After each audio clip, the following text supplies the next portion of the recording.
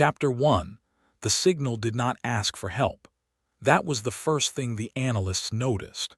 It wasn't phrased as a distress call, nor did it follow any recognized emergency protocol. There was no priority escalation flag, no repetition for redundancy, no emotional markers embedded in the data. It arrived once cleanly and then never again. A single transmission originating from beyond mapped space. Most systems would have ignored it. Human listening arrays did not. The signal surfaced during a routine sweep of deep background noise, the kind of passive monitoring most species maintained out of tradition rather than necessity. It registered as an anomaly only because it shouldn't have been coherent at that distance. The power required to reach Saul from that far out was impractical, bordering on wasteful. The content itself was worse. No language, no symbols, no attempt at translation, just a set of physical constants. Fundamental values, gravitational ratios, particle decay timings, stellar fusion thresholds, arranged in a sequence that suggested intent without explanation. Not a greeting, not a warning, a reference point. Dr. Mara Ellison stared at the display long after the rest of the room had gone quiet. "That's not a message," one of the junior analysts finally said. "It's calibration." Mara nodded slowly. "It's telling us how it measures reality." Silence followed. Human science had long assumed that the universe operated on shared constants, that physics was, if nothing else, universal. This signal implied otherwise. Or worse, it implied that someone out there operated on the same rules and felt the need to clarify which version they were using. "Why send this to us?" the analyst asked. Mara didn't answer immediately. Because humanity listened, she thought. Because humanity always listened. The signal was forwarded up the chain within minutes. By the time it reached the Office of Strategic Anomalies, it had already triggered half a dozen dormant protocols that had not been activated in over a century. The name attached to the file was old: Project Black Margin. No one publicly acknowledged its existence. Officially, it was a theoretical framework, a worst-case planning exercise developed back when humanity had first stepped beyond its home system and realized how little it understood about what might already be out there. Unofficially, it was the plan for when the universe stopped behaving. Admiral Ren Akoy read the briefing without expression. "Distance?" he asked. "Beyond the Perseus Drift," Mara replied over secure channel, "past any known civilization, past anything that's ever responded to probes. And yet it knew how to reach us." "Yes, specifically us." Mara hesitated. "There's no indication it was broadcast widely. The signal geometry suggests targeted transmission." Akoy leaned back in his chair. "That was not good." "What happens if we ignore it?" he asked. Mara didn't sugarcoat the answer.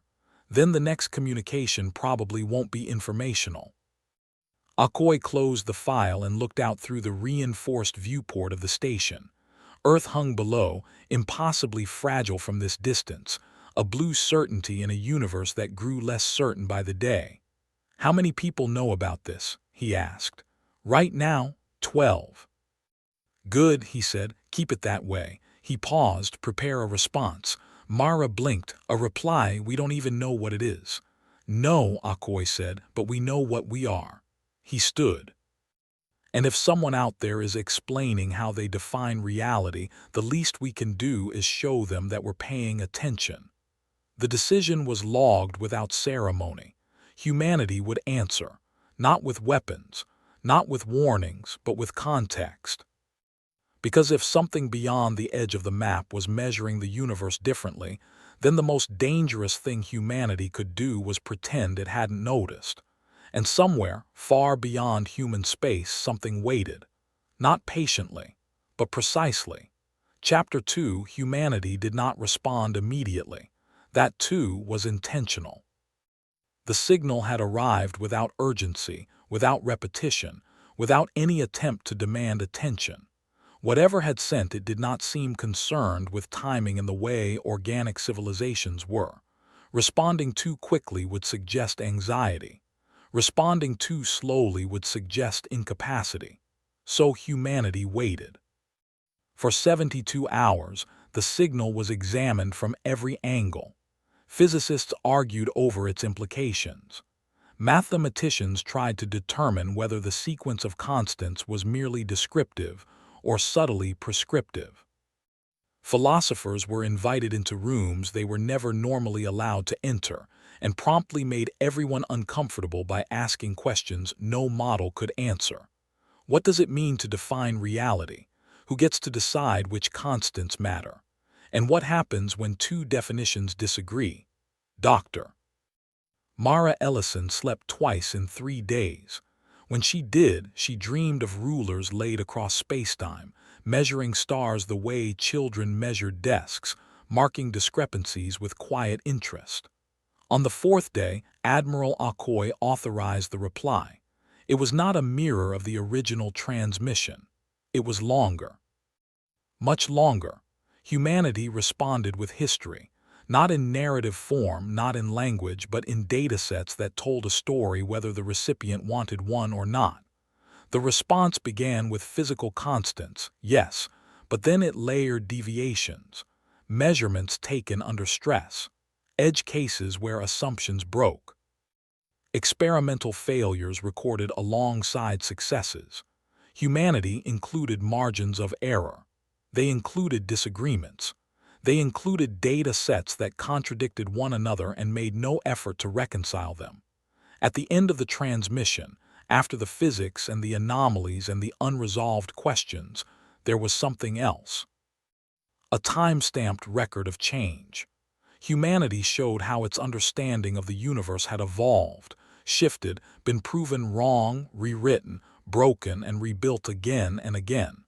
They did not present reality as fixed. They presented it as negotiated. The transmission was sent on a tight beam, following the same improbable geometry as the original signal. When it left the array, there was no confirmation, no handshake, no indication it had been received. Just silence. For 16 days, nothing happened. Then the stars moved. Not visibly, not dramatically. No casual observer would have noticed anything amiss.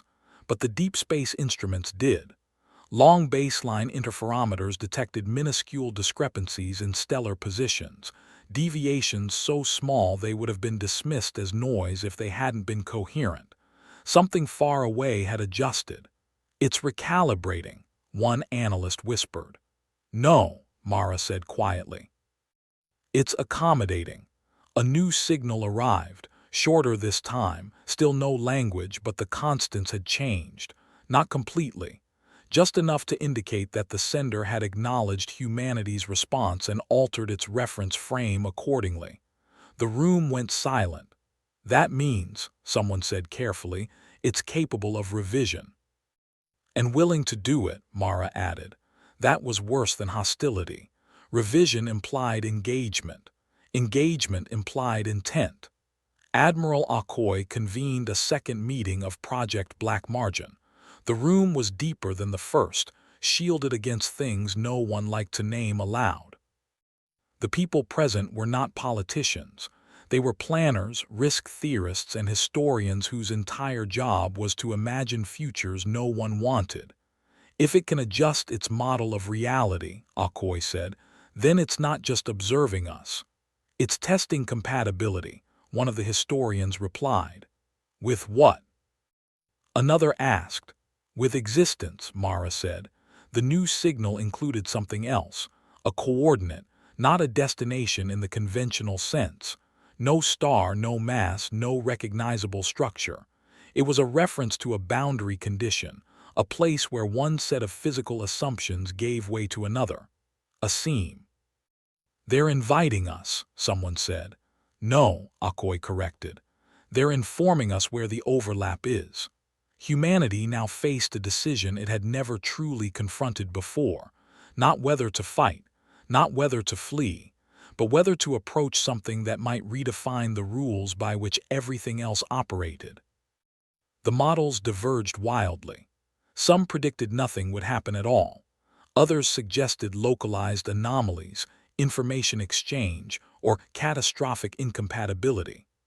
One particularly grim scenario described humanity being quietly excluded from the revised framework of reality, not destroyed but rendered irrelevant, operating on assumptions that no longer applied. Akoi read that one twice. "We don't get to opt out of this," he said finally. "Ignoring it doesn't preserve the old rules, it just means we won't understand the new ones." Silence followed. Then Mara spoke. "If we go," she said, "we shouldn't send a fleet." Akoi raised an eyebrow. "Why not?" "Because fleets imply force," she replied, "and force assumes the same physics on both sides." She took a breath. "We should send something that represents how we actually interact with the universe." "What does that look like?" Akoi asked. Mara hesitated. "A problem," she said, "an unresolved one." The room slowly turned toward her. Humanity had many unresolved problems. Some were ancient, some were dangerous. Some had been deliberately left open because closing them had proven worse. If the universe was revising its definitions, then perhaps the most honest introduction humanity could offer was not an answer, but a question it had learned to live with. The preparations began quietly. No announcement, no mobilization, just a single vessel constructed without symmetry, without optimization, without elegance. A ship designed not to impose structure but to survive contradiction. And somewhere beyond the map, whatever had sent the first signal adjusted again. Not in anticipation, but in recognition. Chapter 3, the vessel was finished in silence. No launch ceremony marked its completion. No broadcast carried its departure beyond internal channels. Even among those cleared to know of Project Black Margin, few understood why the ship looked the way it did. It was asymmetrical. That alone unsettled the engineers. Human ship design, for all its improvisation, still leaned toward balance. Symmetry made calculations easier. It made stress predictable. It made failure modes cleaner. This vessel rejected all of that. Its hull was layered in overlapping segments that varied in thickness and composition. Redundant systems were placed unevenly, sometimes clustered, sometimes isolated, sometimes deliberately sharing failure points. It looked wrong. That was the point. The ship's internal architecture was worse. Processing cores ran on different computational paradigms, some deterministic, some probabilistic, some built to accept contradictory inputs without resolving them. Navigation systems cross-checked one another but were not required to agree. Decision-making routines were designed to escalate uncertainty instead of collapsing it. Dr. Mara Ellison walked its corridors with a mixture of pride and unease. "We built a disagreement," one of the engineers muttered as they passed. "Yes," Mara replied, "we did." The crew selection was equally unconventional. No single discipline dominated. Physicists served alongside sociologists, systems engineers alongside linguists.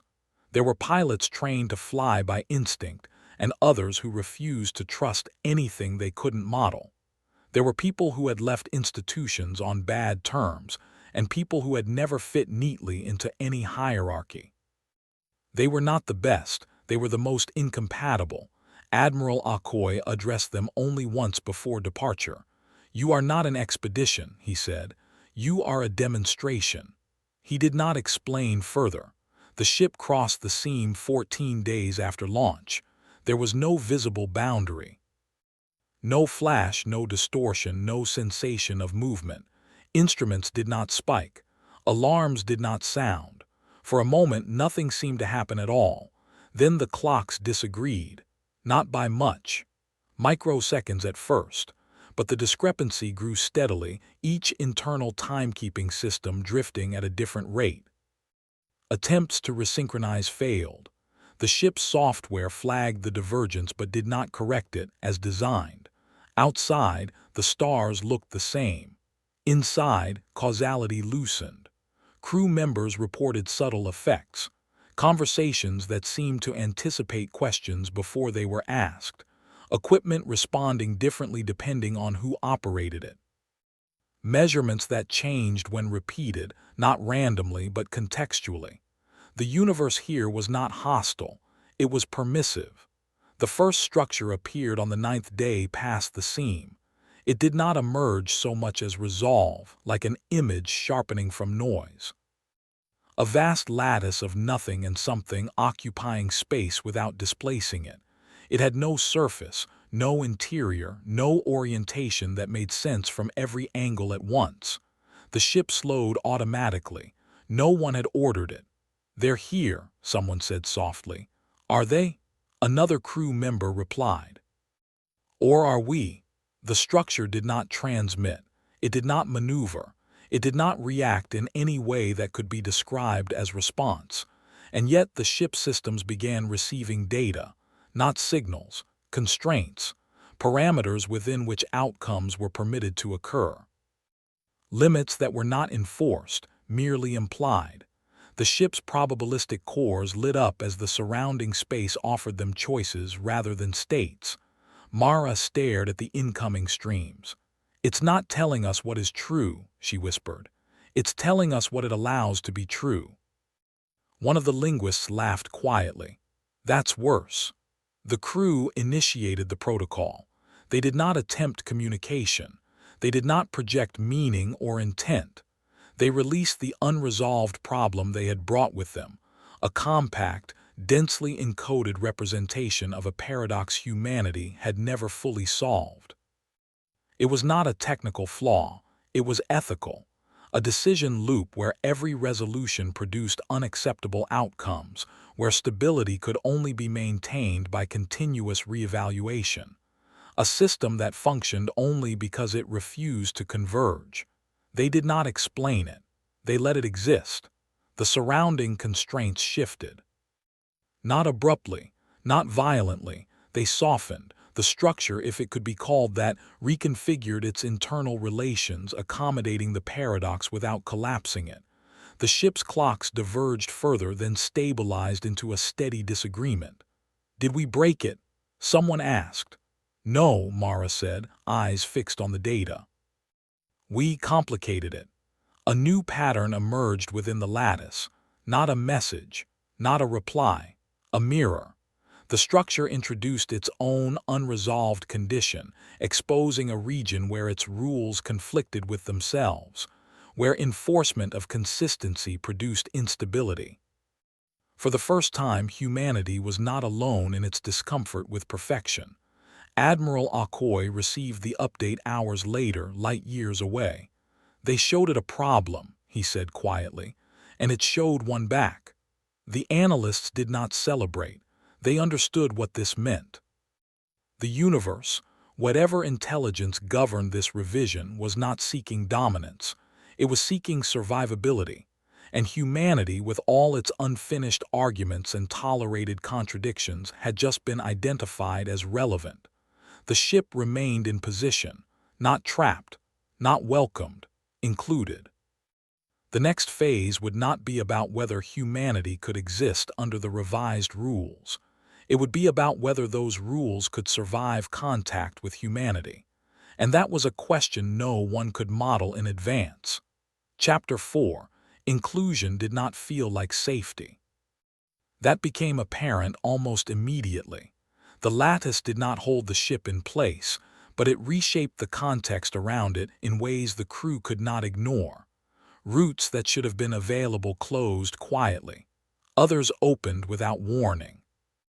Navigation ceased to be a matter of plotting trajectories and became something closer to negotiation, each movement constrained by conditions that shifted depending on prior choices. The universe here remembered. That was the unsettling part. Actions altered the space of possible actions that followed, not causally in the traditional sense, but relationally. The crew learned this the hard way when a minor course correction made to stabilize one subsystem caused an unrelated sensor array to lose access to half its parameter space.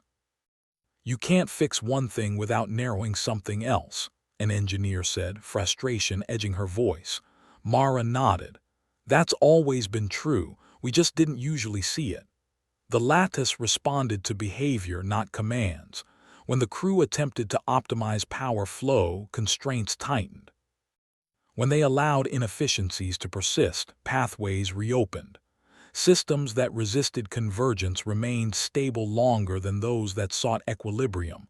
Perfection was punished, not maliciously, incompatibly. The crew adapted. They stopped trying to fix problems completely. Instead, they learned to manage tension, to let systems remain partially unresolved, to tolerate fluctuations rather than dampen them. It went against training, against instinct, against every engineering doctrine drilled into them since the beginning of spaceflight. But it worked. The lattice adjusted in turn. Not to their preferences, but to their persistence. Regions of constraint grew denser around behaviors that sought finality. Others loosened around behaviors that deferred closure. The environment was not hostile, it was selective. It favored unfinished things. That realization carried consequences beyond the ship. The data streaming back to human space painted a picture no one had expected. The revised framework of reality was not a replacement of old laws, but a metastructure layered above them. A set of boundaries governing how rigidly any system could enforce its own rules before becoming unstable. Humanity had always lived near that boundary. Most civilizations had not. The lattice revealed historical traces, imprints of prior revisions, faint scars where entire modes of existence had been trimmed away, not destroyed but excluded, simplified out of relevance. Civilizations that had converged too fully had not ended. They had ceased to matter. That was the danger. The crew began transmitting carefully curated observations back to Earth, not instructions, not warnings, descriptions of conditions under which flexibility preserved access and rigidity narrowed it. Admiral Okoye convened the planners again. "If this framework spreads," one of them said slowly, "civilizations that value control will suffocate themselves." Okoye nodded. "And those that don't, they'll stumble," the planner admitted. "A lot." "Humanity stumbles constantly," Okoye said. "Yes," the planner agreed, "but we survived the fall." Back near the seam, the ship encountered resistance for the first time. Not from the lattice, from something else. Another structure resolved nearby, smaller, sharper, more defined. It enforced coherence aggressively, collapsing probabilities instead of allowing them to coexist. Where it passed, the lattice tightened, its permissiveness overridden. The crew watched as regions of option space collapsed into narrow channels. "That's not us," someone said. "No," Mara replied. "That's what the lattice used to be, or what it had once preferred." The new structure was not hostile to humanity directly. It simply could not accommodate them. Its presence made unresolved systems unstable. Paradoxes decayed into failures. Contradictions collapsed violently into singular outcomes. It was enforcement given form. The lattice responded. Constraints thickened between the two structures, not as barriers but as gradients. A region of incompatibility emerged where neither mode could dominate without losing coherence. The ship sat on the boundary. "Are we in danger?" a crew member asked. Mara studied the data. "Yes," she said, "but not in the way you're thinking. The danger was not annihilation, it was selection. If humanity aligned too closely with either structure, too permissive or too rigid, it would lose relevance. It would be absorbed or excluded, its unique contribution flattened into someone else's framework. The only viable path was balance, not equilibrium, oscillation. The crew altered their behavior again. They introduced structured disagreement into ship operations, systems tasked with deliberately opposing one another not to win but to keep outcomes from settling. Decisions were revisited mid-execution. Assumptions were challenged by design. The ship became noisier, less efficient, more human. The lattice stabilized around them. The enforcing structure recoiled slightly, its coherence disrupted by the sustained presence of contradiction. It did not retreat, but it adjusted. Far away, in places humanity had never reached, the revised framework continued to propagate. Civilizations would feel its effects soon, some as opportunity, others as pressure. Humanity could not control that. It could only demonstrate one way of surviving it. Mara sent a final update before communications degraded further. "We're not guests," she said. "We're not architects either." She paused. "We're friction." The lattice held. The enforcing structure remained. And the universe caught between them began to change in ways no single rule could describe. The next step would not be exploration. It would be consequence. And humanity was already part of it. Chapter 5, Consequence, arrived quietly. No alarms marked its beginning. No thresholds were crossed that could be neatly identified after the fact. The change announced itself only through accumulation, small deviations compounding into patterns that refused to be dismissed as coincidence. The first reports came from beyond human space. A civilization that had prided itself on total informational transparency experienced sudden decision paralysis. Their systems, once capable of resolving policy questions in microseconds, began to stall. Not because data was missing, but because too much of it remained valid. Contradictory outcomes could no longer be eliminated without destabilizing downstream processes. Their governance slowed, then fractured. They did not collapse, they argued. That alone kept them relevant. Another species, older and far more rigid, responded differently. They attempted to reinforce coherence. They doubled down on enforcement, pruning variance wherever it appeared. Their systems stabilized briefly, then lost access to entire regions of option space.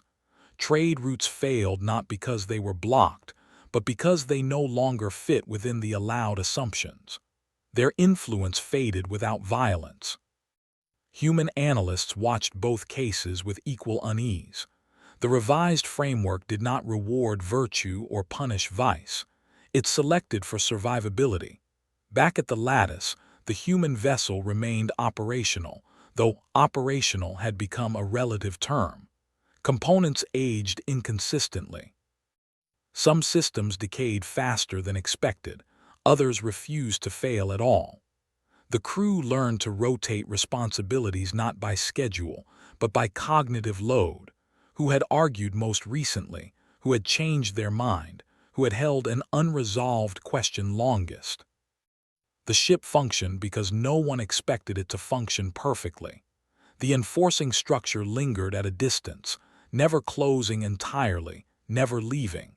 It represented an alternative path the universe had not abandoned, one where coherence was enforced, where outcomes were fixed, where ambiguity was eliminated early. That path still existed. It was simply no longer exclusive. Mara spent long hours comparing the two modes, tracing how influence propagated through the lattice. She began to understand that the universe was not choosing one framework over the other. It was allowing both, and letting consequence decide.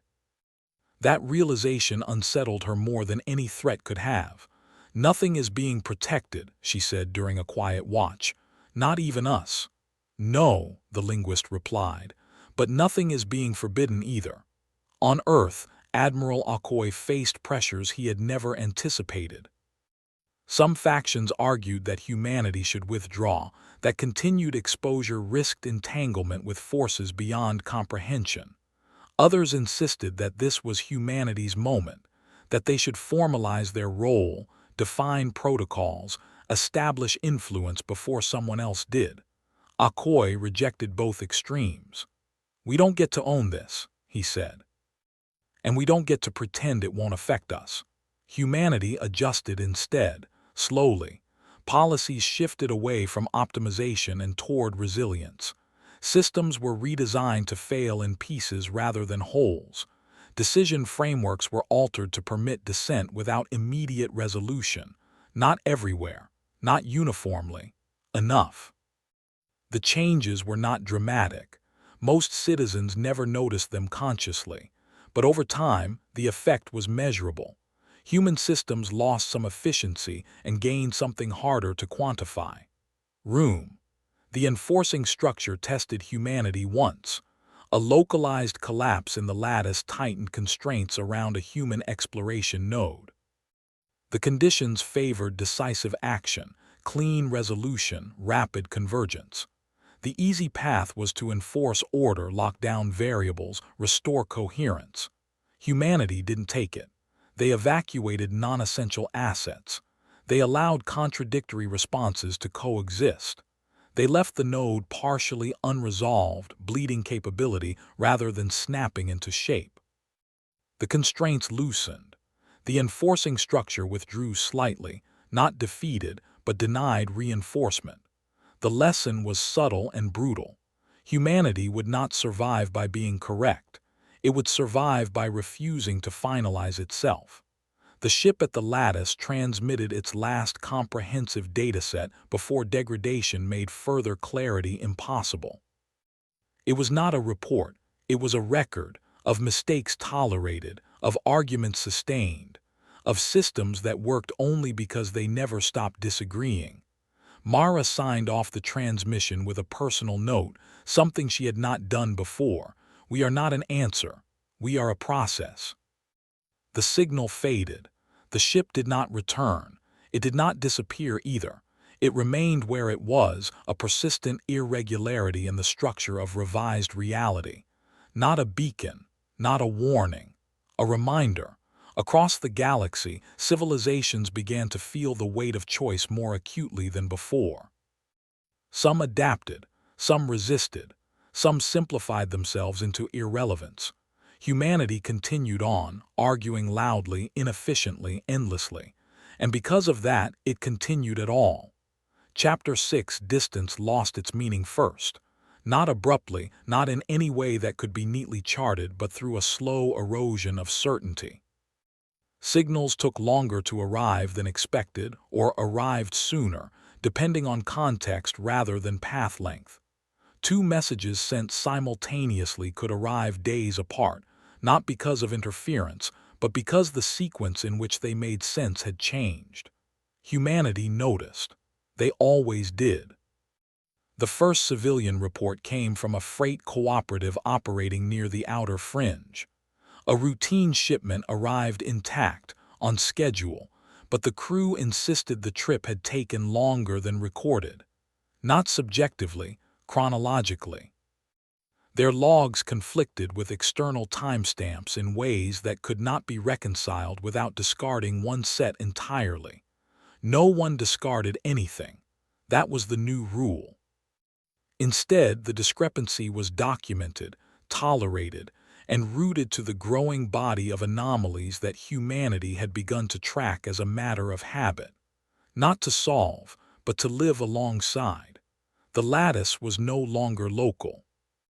That realization arrived weeks later when a research station far from the seam reported similar effects. Constraint gradients, option space narrowing around rigid procedures, expanded pathways when protocols were allowed to bend. The revised framework was propagating, not as a wave, as influence. Civilizations reacted differently. Some refused to acknowledge the changes at all. They enforced synchronization aggressively, pruning contradictory data and reasserting temporal coherence through sheer procedural weight. For a while, it worked. Their systems appeared stable, even exemplary. Then they stopped adapting. They didn't collapse. They simply failed to respond to novelty. External events that did not fit their models were ignored until they became irrelevant. Trade partners moved on. Alliances decayed. Their presence in the galactic conversation diminished without a single battle fought. Others embraced the chaos too quickly. They abandoned structure wholesale, mistaking looseness for resilience. Their systems fragmented faster than they could compensate.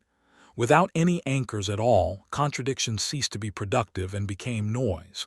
Those civilizations burned brightly and briefly, overwhelmed by their own openness. Humanity did neither. They argued about everything. The changes sparked internal conflict almost immediately.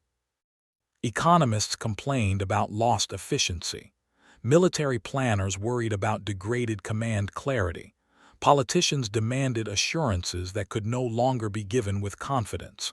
The public noticed only the symptoms: delays, inconsistencies, decisions that took longer than before and produced outcomes that were less definitive.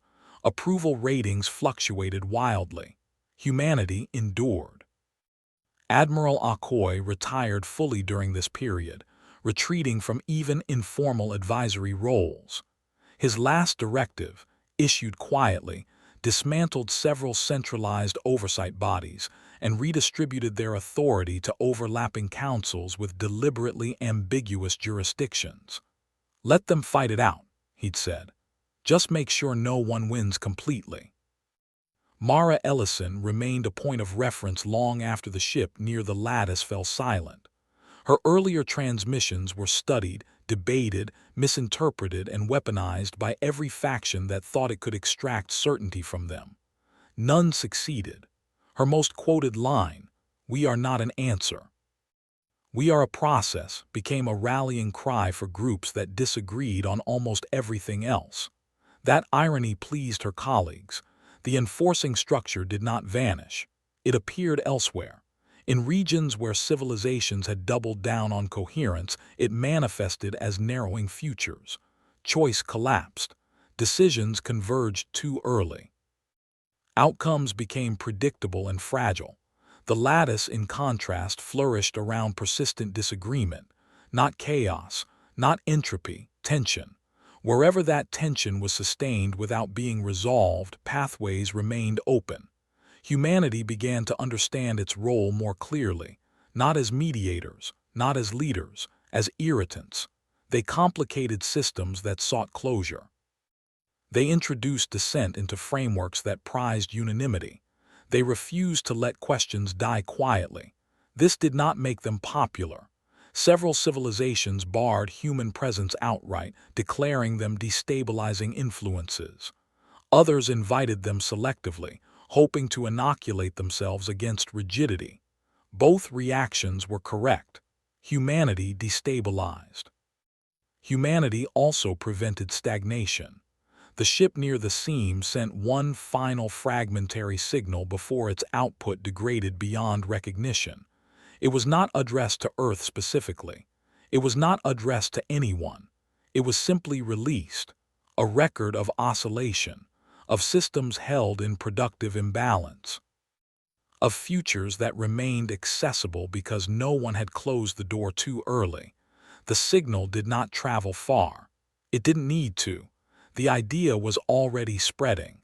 The universe did not belong to humanity, but it was no longer indifferent to them. And that awareness, mutual, unfinished, unresolved, marked the point of no return. Nothing would ever be fully stable again, which meant for the first time nothing would be finalized either. Humanity adapted, as it always had, not by finding the right answer, but by refusing to stop asking. Chapter 7. Stability became suspect.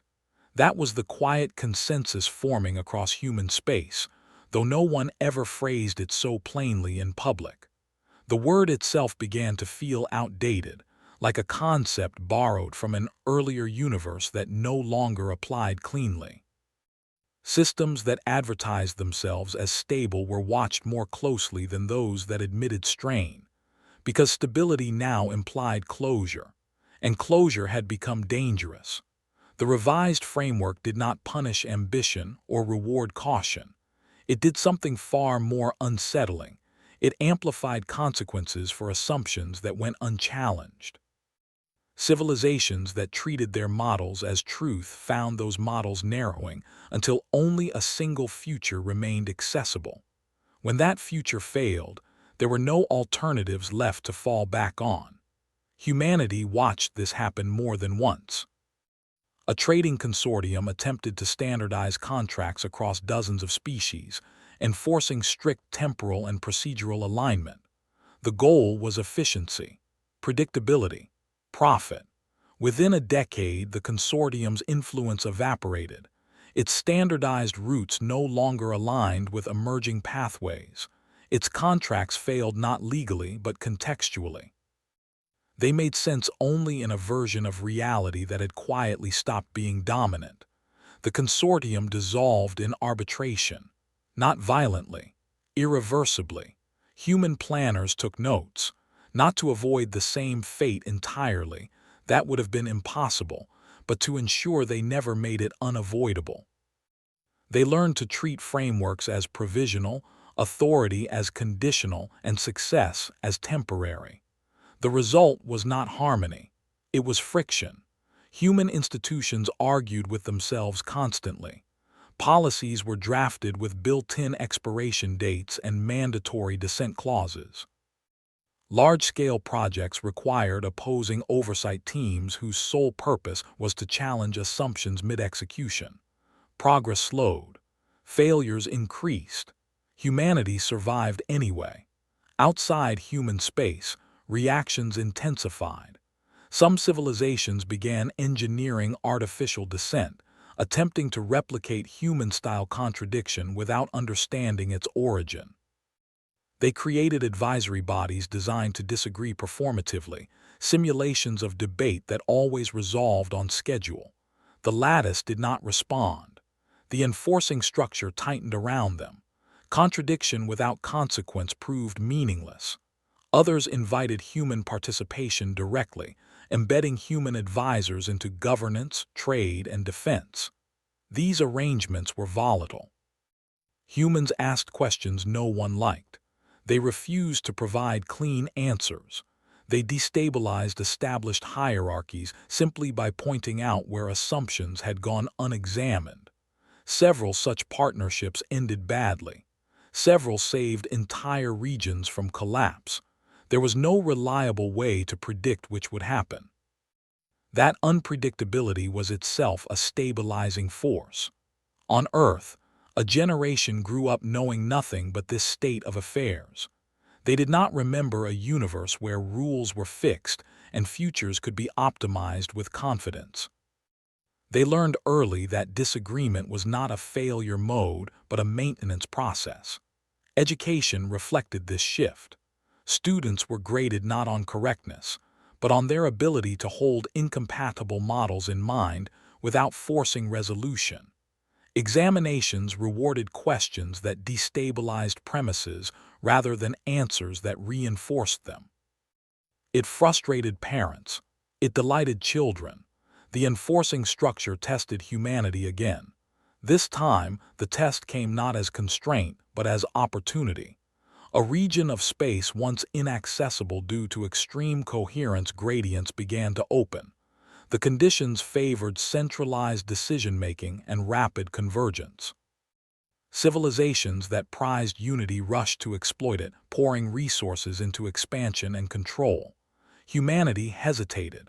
They sent probes, not settlers, observers, not administrators. They allowed conflicting interpretations of the region's potential to persist without resolving them into policy. Others did not wait. Within years, the region closed again. Those who had committed fully found themselves stranded in a context that no longer supported their assumptions. Infrastructure failed. Authority structures lost relevance. The region did not reject them. It simply stopped making sense. Humanity withdrew its probes. They argued about whether they had missed an opportunity. The lattice remained permissive around them. The lesson was not subtle anymore. Survival under the revised framework required something most civilizations found intolerable: humility without passivity, engagement without ownership, adaptation without finality. Humanity had never mastered these traits. They had merely failed at mastering anything else long enough to stumble into them. The ship near the seam was nearly silent now. Its internal disagreements stabilized into a low, persistent hum. It no longer transmitted data in any conventional sense. Its presence alone distorted option space, keeping pathways open that might otherwise have collapsed. It had become part of the structure, not as a rule, as a reminder. The universe was no longer a place where answers endured. It was a place where questions mattered. And humanity, with its endless arguments and unfinished stories, found itself unusually well adapted to that kind of existence. Not because it understood the universe, but because it had never stopped disagreeing with itself about what understanding even meant. Chapter 8. The first deliberate attempt to weaponize uncertainty failed. That too was instructive. A mid-tier power, young, ambitious, and deeply uncomfortable with the revised framework, decided that if unresolved systems were favored, then unresolved conflict might be as well. They engineered ambiguity into their military doctrine, issued overlapping orders, and cultivated contradictory chains of command under the assumption that confusion itself would create strategic advantage. For a brief moment, it worked. Their adversaries hesitated. Intelligence estimates conflicted. Decision cycles slowed. The balance shifted just enough for the architects of the plan to declare success. Then the system collapsed, not because it was too chaotic, but because it was dishonest. The contradictions had no stake. The disagreements were cosmetic, resolved behind closed doors whenever outcomes were threatened. Uncertainty was tolerated only until it became inconvenient. The lattice constricted sharply. Option space narrowed. Routes vanished. Strategic possibilities collapsed into a single brittle line of advance. When the conflict finally resolved, it did so violently and decisively, leaving the architects of the plan diminished and exposed.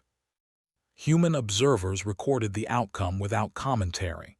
They recognized the failure immediately. Uncertainty could not be imposed.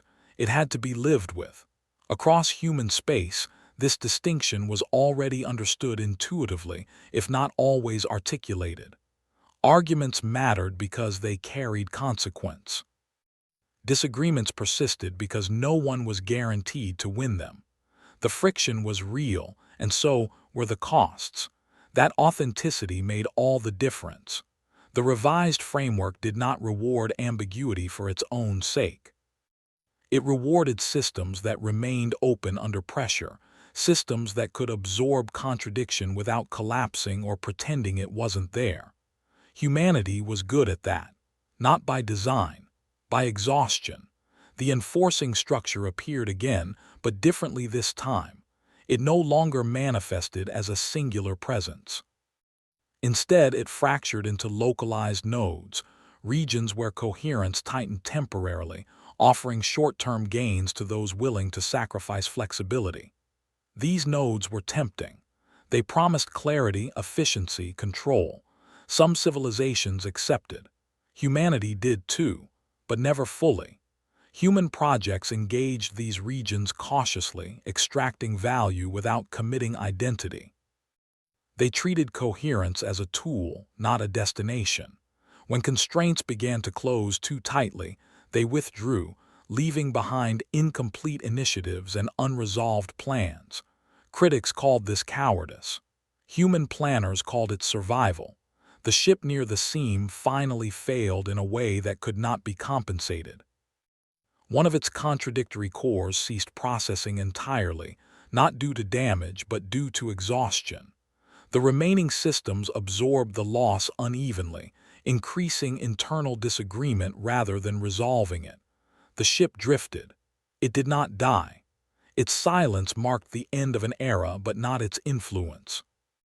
The region around it remained permissive, its distorted option space now self-sustaining. The ship had done its work simply by existing long enough. Mara Ellison's earlier notes resurfaced in academic circles once more, debated by those who had not yet been born when she wrote them. Her words were no longer treated as warnings or guidance, but as artifacts, records of a mind grappling honestly with change. One line, previously overlooked, gained prominence. Resilience is not balance. It is the ability to recover imbalance. That reframed decades of argument. Human systems leaned into this understanding. Redundancy was no longer symmetrical. Failures were not evenly distributed. Stress was allowed to concentrate where it could be observed and managed, rather than diffused until invisible. It was inefficient. It worked. Beyond human influence, the galaxy continued its uneven adaptation. Some regions hardened into rigid hierarchies, briefly stable and increasingly irrelevant. Others fragmented into chaos and burned out. A growing number found ways to persist in between, messy, argumentative, slow to decide, but difficult to eliminate. Those regions often shared one trait. They tolerated humans, not because they trusted them, but because they trusted what humans brought with them. Questions, unfinished plans, the refusal to finalize the future. The universe did not belong to those who understood it best. It belonged to those who could keep moving when understanding failed. Humanity had never stopped moving, even when it didn't know where it was going. And in the revised framework, that turned out to be enough. Chapter 9, by the time anyone noticed the change, it had already been underway for years. The galaxy had stopped asking what the revised framework was and begun reacting to what it did. The distinction mattered. Early debates about whether the lattice represented intelligence, law, or emergent structure faded into academic corners. What replaced them was more practical, more dangerous. People began asking how to live with it. For most civilizations, the answer was unsatisfying. There were no clear metrics, no thresholds that guaranteed safety, no procedures that could be followed without interpretation. The revised framework resisted formalization the same way it resisted final answers. Humanity did not attempt to codify it. They did something stranger. They normalized it. Human institutions began treating uncertainty the way earlier eras had treated scarcity, as a constant condition to be managed rather than eliminated. Budgets included contingency margins that were not earmarked for any specific failure. Laws were passed with clauses that explicitly contradicted one another, not out of incompetence, but to force reinterpretation as context shifted. Courts did not seek precedent anymore. They sought relevance. This frustrated allies and terrified rivals. It also worked far better than anyone wanted to admit. The revised framework responded quietly. Regions where humanity operated grew thicker with possibility. Routes that should have collapsed remained usable. Systems that should have stagnated continued to mutate. Not efficiently, persistently. The enforcing structures had not disappeared. They had adapted too. Where once they manifested as singular pressures toward coherence, they now behaved more like attractors, tempting systems toward closure by offering clarity, speed, and relief from doubt. For civilizations weary of ambiguity, these attractors were seductive. Some chose them willingly. Those civilizations did not vanish. They stabilized into elegant, unchanging forms. Their cultures became refined, predictable, and eventually irrelevant. Their stories ended not in catastrophe, but in completion. They were finished. Human observers recorded this without triumph. They recognized the appeal. There were voices within humanity itself that argued for embracing such closure. Movements formed around the promise of certainty, of final frameworks that would resolve the endless arguments and return humanity to something resembling peace. Those movements gained traction. They always did. And then they fractured. Because certainty could not be enforced without losing the very traits that allowed humanity to remain viable under the revised framework. Attempts to finalize human identity, political, cultural, or philosophical, collapsed under the weight of their own exclusions. Humanity argued those movements into exhaustion, not kindly, effectively. The most significant shift occurred when other civilizations began copying humanity not as a model, but as a counterweight. Human presence became a deliberate destabilizing factor introduced into rigid systems to prevent premature closure. Not as rulers, not as leaders, as irritants.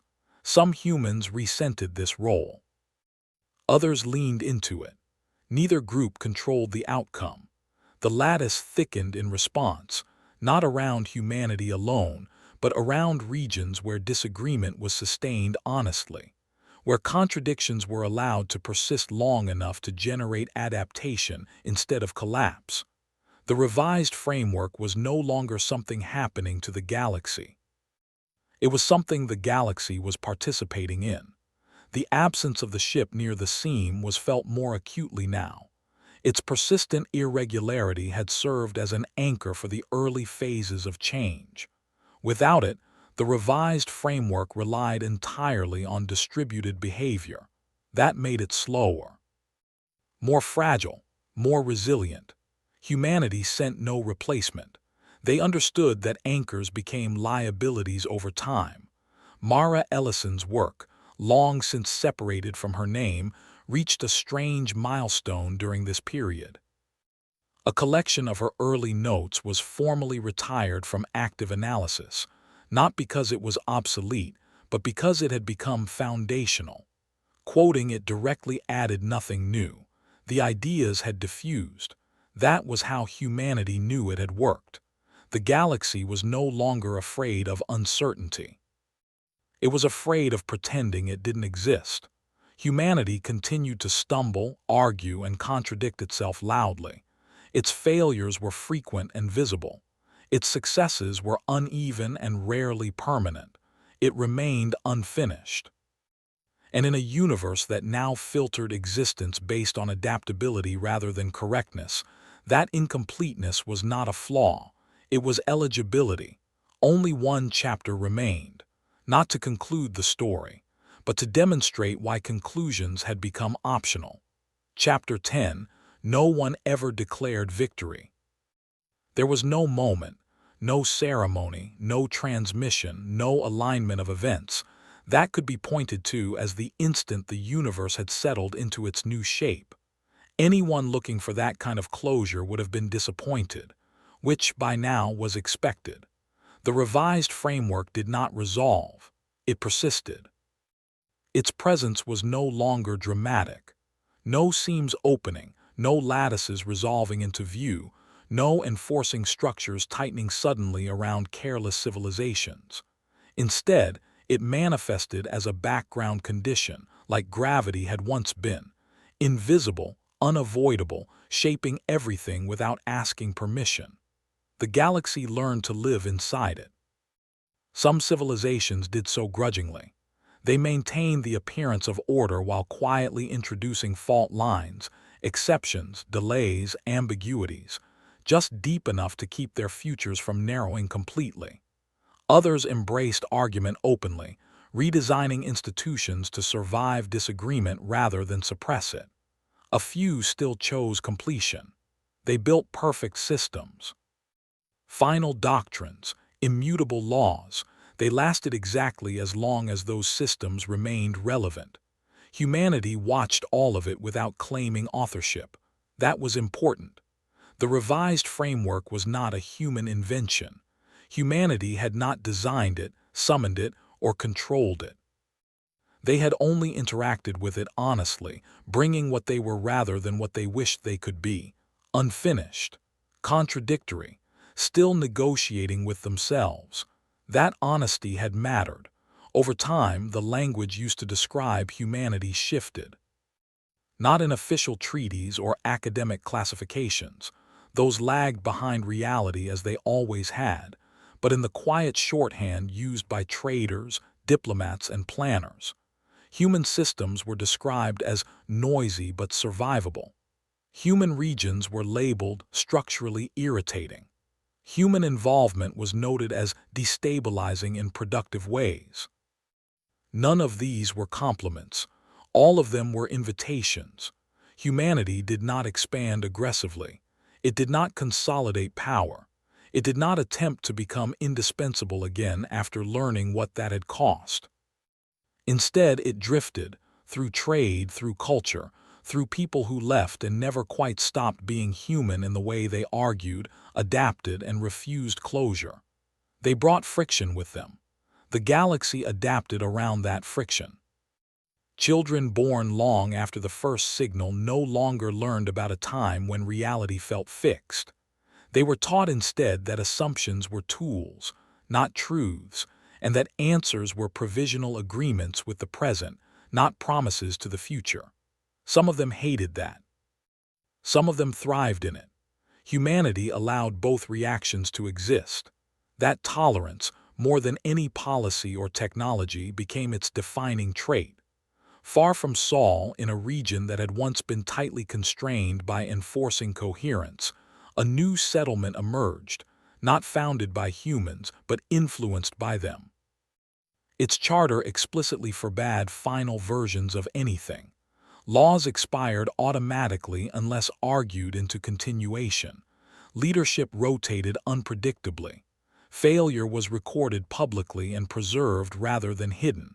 The settlement was inefficient. It survived. Elsewhere, a civilization that had nearly simplified itself into irrelevance reopened debate for the first time in generations. It was messy, painful, slow, but option space widened around it, pathways reopening that had been closed for centuries. No one sent thanks. Humanity didn't expect any. On Earth, no monument marked the end of Project Black Margin. The files were archived gradually, piece by piece, as their contents became indistinguishable from normal operating assumptions. What had once been contingency planning became background habit. Dr. Mara Ellison's name appeared rarely now, usually in footnotes. She would have approved.